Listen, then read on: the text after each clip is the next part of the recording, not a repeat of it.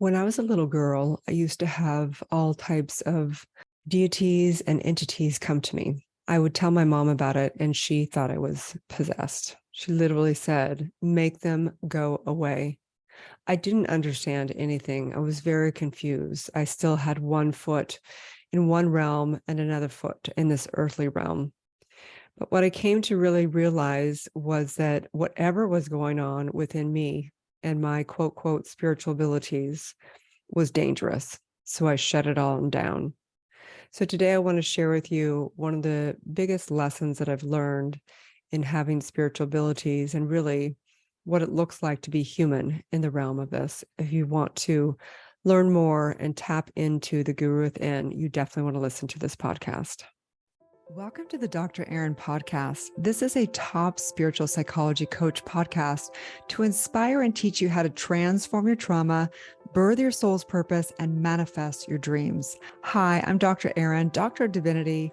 I'm committed to bringing you the best coaching tips, spiritual advice, trauma healing, and metaphysical recovery secrets. I'm here to help you monetize your spiritual gifts and love your life. I want you to know that I've been exactly where you are, and I believe in you. Together, we're awakening the world. Hi, my soul family. I'm super excited to dive deep with you today about a prophetic conversation about spiritual initiation and really becoming the guru. So years back after, I shut everything down as a little girl, my mom thought I was completely possessed as a little girl, having a lot of abilities and being able to read things like auras and being able to really understand what was going on with each adult, but never being acknowledged for it. I began to shut down all of my abilities and become totally human. I began to turn back on my abilities over time, but it's taken a long time to really understand how to navigate this human world.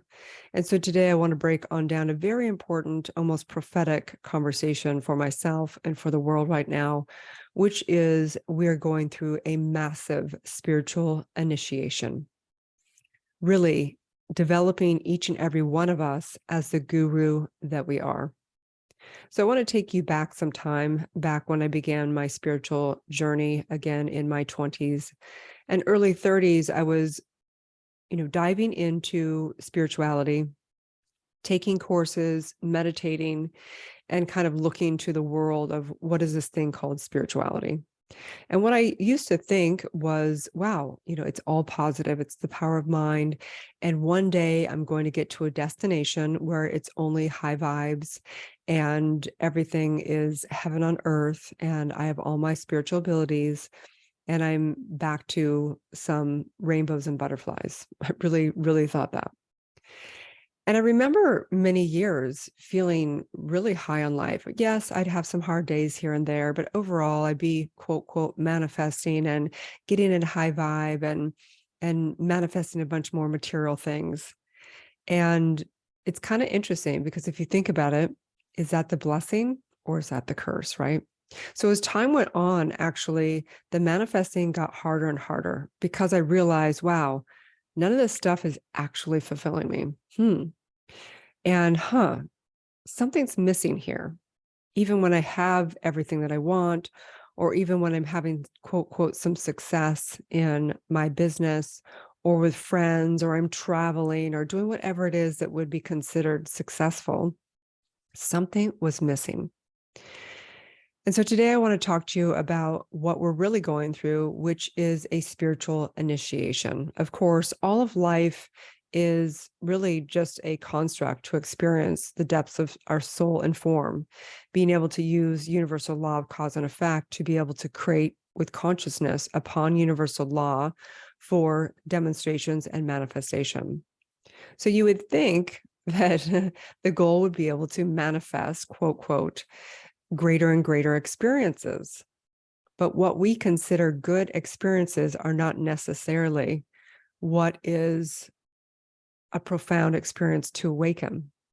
If the goal is to awaken versus the goal is to get a bunch of things and experiences, it changes the entire dynamic of the game. I'm going to say that one more time.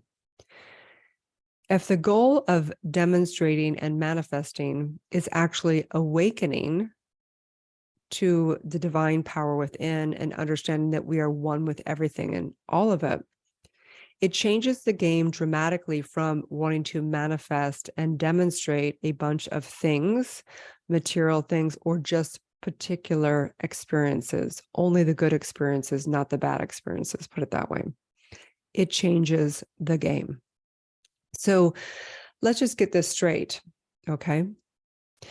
Back in the day when I began to do my spiritual work, I had gone to sleep through my early adolescence and through my teens. And when I began to seek truth again and seek my spiritual nature, again, I really thought that it was going to be high vibes only, rainbows, butterflies, unicorns, if you will, right? Law of attraction, manifesting a bunch of things, material things, jets, good clothes, good friends, only good times, fabulous experiences. Well, today I want to just say that we're going through a great initiation, and the initiation is always a reset. It's a reset to bring us back to the truth of who we are.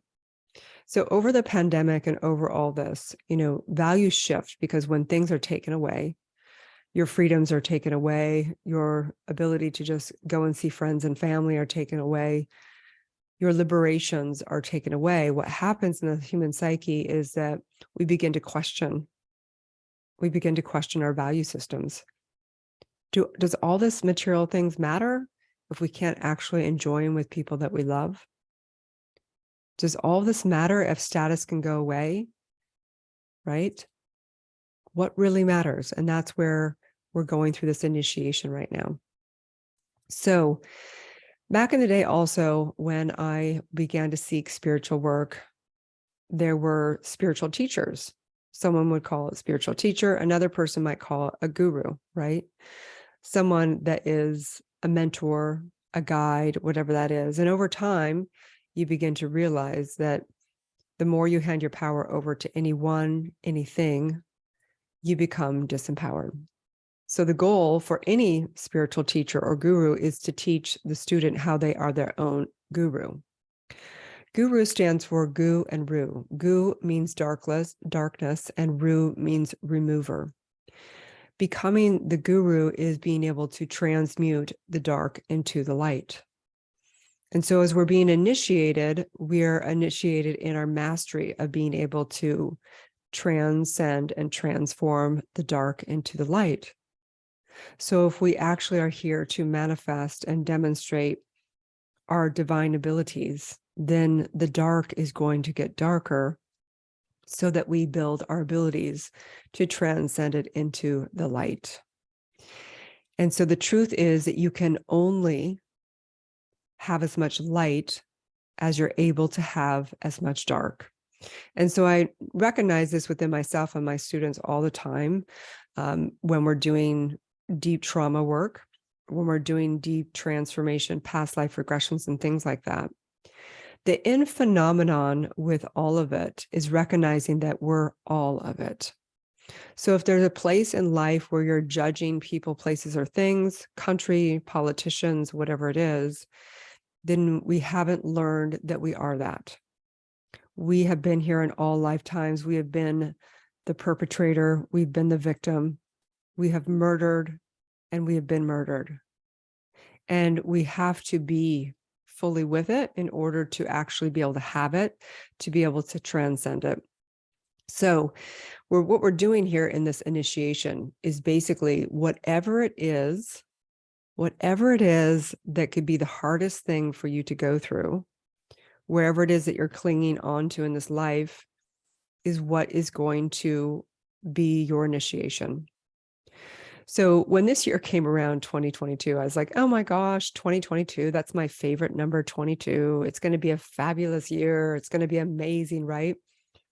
And 2022 has been one of the hardest years of my life, which also I know has been the greatest blessing of my life.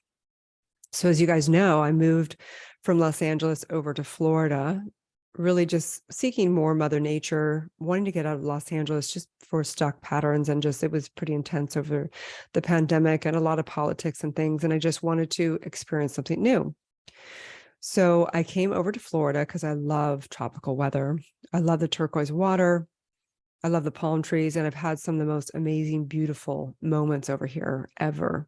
And it's been some of the hardest times as well, because my son and my entire lineage, all my childhood friends, high school friends, peers, all are on the West Coast of the United States. So it's been one of the hardest times, because one of my biggest kind of stories in this lifetime is I'm alone. And so it has been glaring me in the face this year, even though, of course, I have a huge online, community. I do have friends over here as well, but it's been really, really pulled up that part within my psyche. And so in this, I've had to do a lot of deep diving into being okay with being alone. You'll see the difference. The difference is not, let me just try and figure out and rearrange the whole world over here and get a big community and solve it all that way. That's not a guru's standpoint. That could be good as well. But it is really being with the energetics of the non-resistance to it, where it transcends.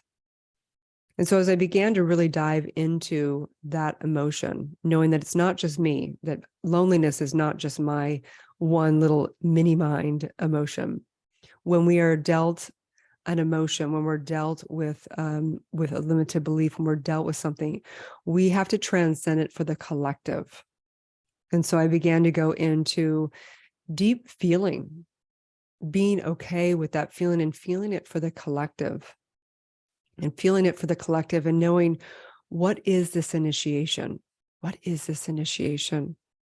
This is for each and every one of us to feel the fear, okay? If you fear money, for example, then you need to, not need to, but I am initiating you. I am inviting you into fully feeling that. Where is that coming from? And what is that lesson and blessing in that, right? If you have a fear of not being loved, then my invitation is for you to fully feel and be with that emotion. Oftentimes we try and transform and transmute an emotion as fast as possible without fully feeling and getting all the wisdom out of the actual emotion. Oftentimes we're like, oh, that's low vibes, and let's only go to positive. Positivity can be very dangerous. There's a big difference between positivity and transcending emotions. There's a very big difference between fully feeling the low vibes instead of when we just really just resist it and push vibes away. Being okay with all of the dark is the way. The old school teaches us that there's only the sage or the spiritual teacher or something out there that should have all the wisdom. The initiation is to recognize that you are the guru, that you are the only thing that can transcend your emotions, that you are the remover of obstacles, that there's only you that can remove it. But the only way to fully remove something is to be able to fully have it. And in this, I know that there's a great spiritual initiation right now. Whatever it is that you need to go through, your greatest fear, your greatest resistance is coming up for you right now. And so now I look at it very differently. I used to think that everything should just be positive, that there should be a destination of a glorious life, right? But now I look at it different. Now it is a path, an ongoing masterclass. And just when you feel like you've overcome your initiation and you finally are in flow and you're in light, guess what? Another boulder comes along, another dark entity, another person, another circumstance, another whatever. And it's going to demand you to dig so incredibly deep. So this next week, I'm very excited because one of my dear friends is coming to visit.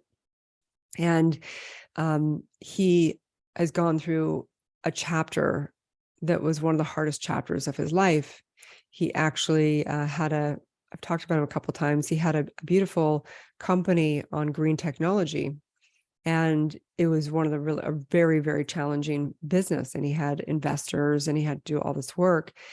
And he was sued by his partners and basically stated by a few investors that he stole money or that he moved money around and did illegal things.